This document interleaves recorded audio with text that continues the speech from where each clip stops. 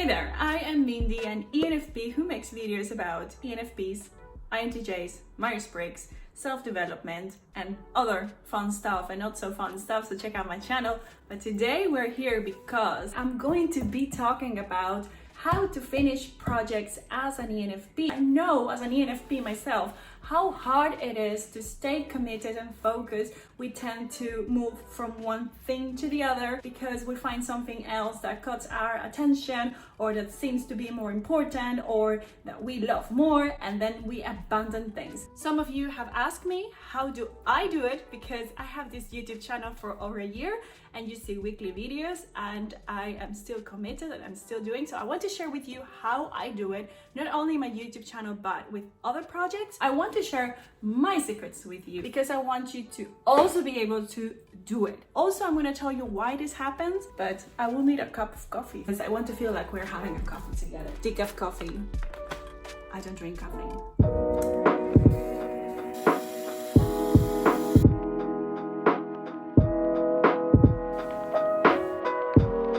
I was saying that some of you have noticed that as an ENFP, I am consistent with uploading content, but I don't want to say by any means that this is easy for me. Not at all. The fact that I managed to do it and that you are watching this video means doing the things that I'm going to share with you in this video. Basically a lot of work, otherwise you wouldn't be watching this. I want to also give you a little introduction about myself. I'm an ENFP, Enneagram 7, Wing 8, a highly sensitive person, and very likely an ADHD. Although I haven't been formally diagnosed yet, I score in almost all of the traits of the ADHD. This information I'm telling you because I want you to know that it is a struggle for me. I get distracted, I lack focus, I also want to go to the next thing, I also want to sometimes leave the YouTube channel, but here I am talking with you. Why does this happen? Let's get into it. If you don't have ADHD or HSP or anything, you're just purely an ENFP, we are an NE dominant. So that means that we are connecting information in our heads, and that makes us quite scattered, let's say. That is just like how our brain runs basically on a normal basis. I have another video, 5 signs that you are not an ENFP, and I talk about focus and that you might be working and opening many tabs at the same time.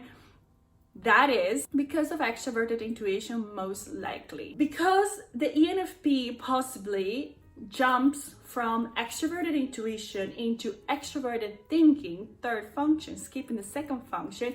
They just go from the idea I have and I get and it's impulse into action, TE. But I skip introverted feelings. And I have another video where I talk about introverted feeling, and I'm going to link it down below. Also about my Enneagram type and everything I'm talking. Everything is going to be in the description. You jump from NE to TE, and then you are just someone who has a lot of ideas and start them off, but you lack being able to show up continuously and do the thing continuously, which belongs to introverted sensing, the last function. But I have found that an easier way to reach introverted sensing is by connecting with your introverted feeling, and I talk about it on that video, so I'm not going to expand there here. So what to do then?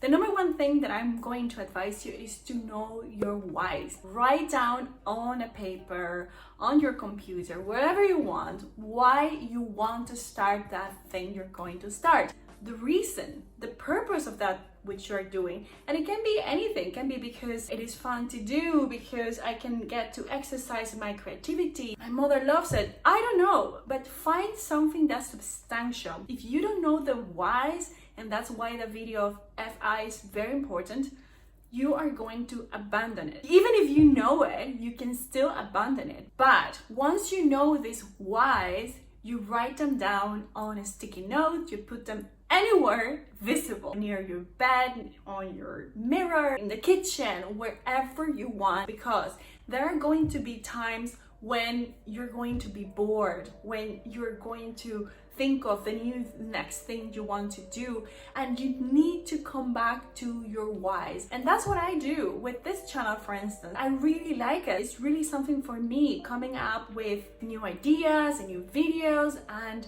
sometimes I haven't finished concepts in my head and I can just turn on the camera and start telling them, and they just kind of get a form, and I help people, and people texted me, emails me. I know my whys and I write them down and I put them everywhere around the house, and whenever I'm feeling confused or sad, I open my diary and I can just read it, or I write again my whys. It keeps me focused and motivated. The second thing is that eventually you are going to feel bored. This is one thing that you need to know and to start practicing from today on. Being bored is okay. There is nothing wrong with boredom. So if you feel bored, feel it.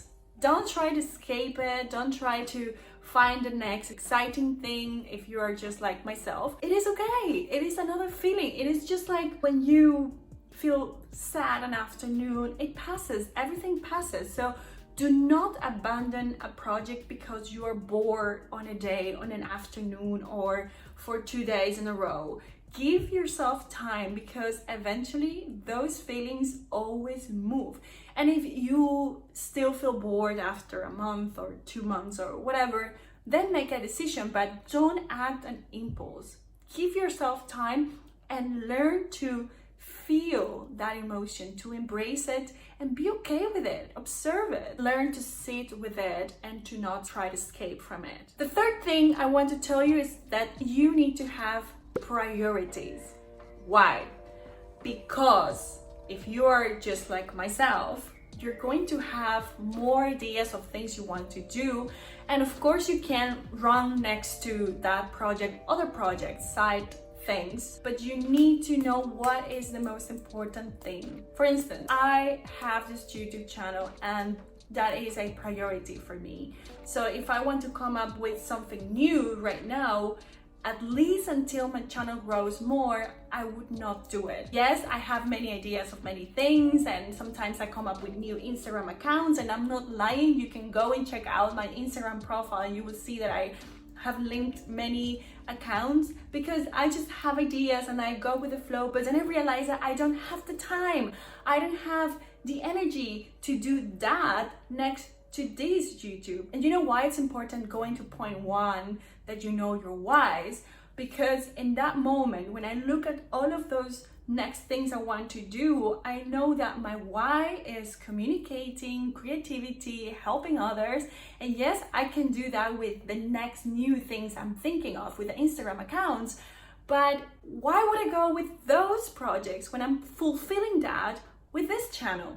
You see? So having priorities is really important. Make a list if you can't do it just mentally. So whenever you have the next new idea, the next new thing you want to do, you go back and you revise your priority list. The fourth tip I want to give you today is pace yourself. Do not do everything in one day. And this is an example. The YouTubers, the YouTube channels of ENFPs that upload 4 videos, 8 videos, 10 videos, and then they're gone. What do? They start up with a lot of videos. Some of them, they upload a video a day. They upload a video every 2 days because they're loaded with ideas and with excitement and passion, and they just want to do them. And you know, I know that. I make myself sometimes like 7 videos in a row. I have done it, yes.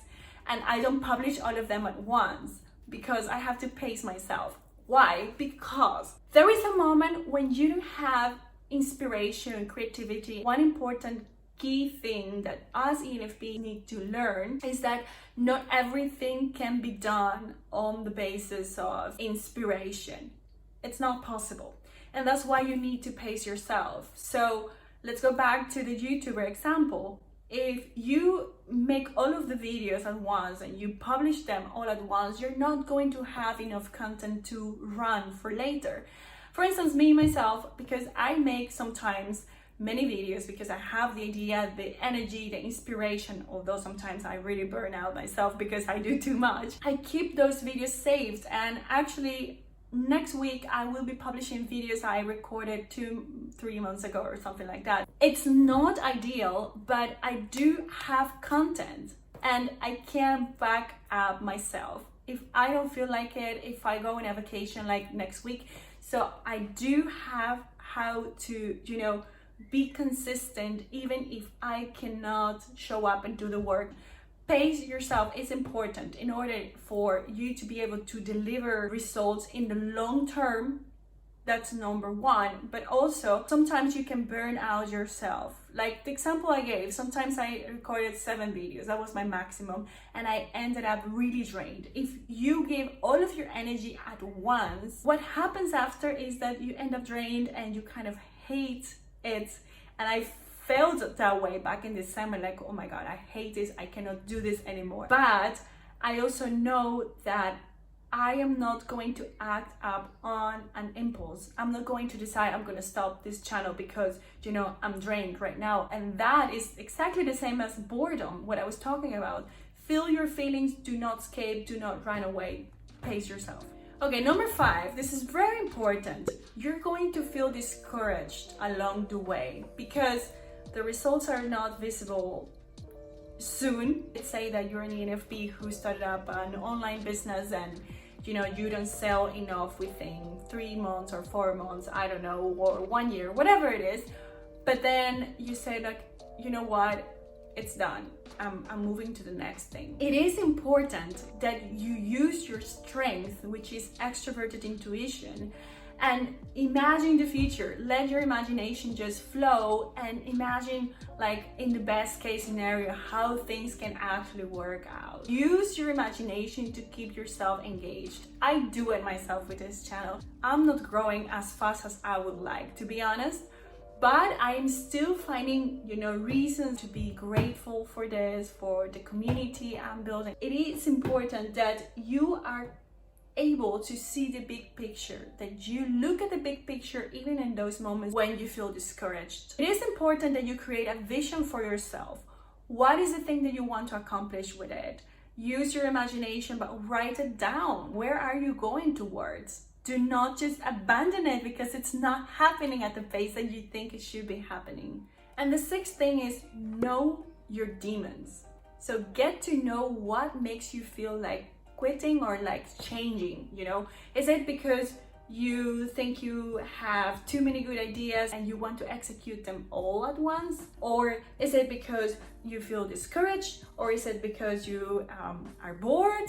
Whatever it is, get to know it. And this is the next important step. You acknowledge it, you feel it, and you still do your work. For me, one of the things that make me discouraged sometimes is the growth of my channel not going that fast, right?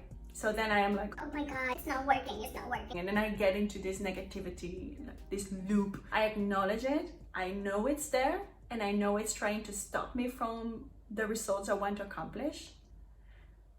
And then I just continue doing what I have to do.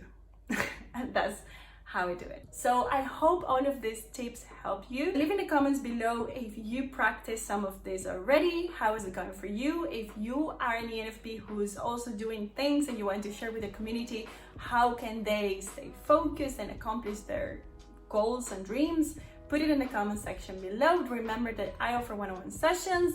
I have an Instagram page. You can follow me at Mindy Melis, and you can donate coffees for me. All right. So see you next time. Bye.